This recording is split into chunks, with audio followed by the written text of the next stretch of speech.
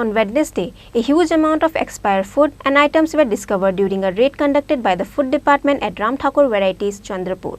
The store owner will be strictly punished according to the law, state the Food Department officers. A lot of unapproved packaged food, baby food and various kind of cold drinks are being sold across the state, ignoring the laws of the Food Department. Along with that, the number of expired food being sold is astounding. However, the Food Department and SDM officers have been turning a blind eye to all these activities. The Food Department officials just raid 2-3 stores once in a blue moon to maintain their public image and then go MIA. On Wednesday, the Food Department raided Ramthakur Varieties in Chandrapur and a huge amount of expired food and other items were discovered during it. Due to finding expired items in such a huge amount, the Food Department was put in the spotlight. The store owner will be strictly punished according to the law, states and the Food Department official.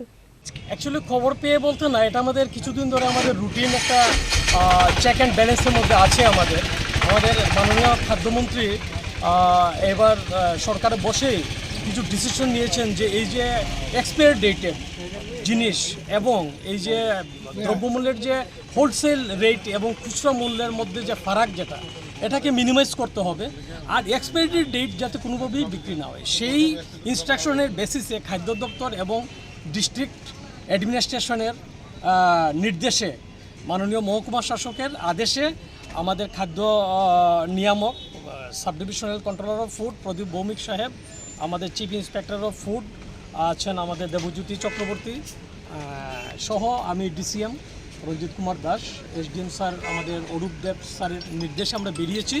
তো আমাদের এগুলি জারি থাকছে।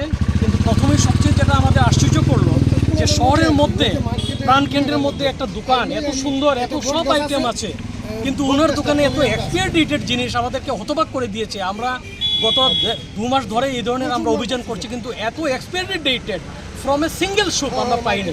আমরা আশ্চর্য হচ্ছে।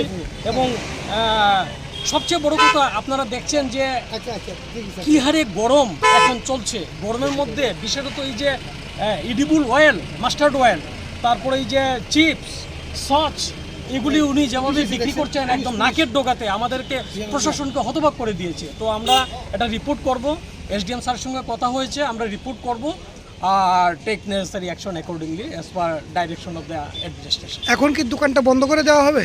আমরা চেষ্টা করছি, আমরা কমিউনিকেট করছি।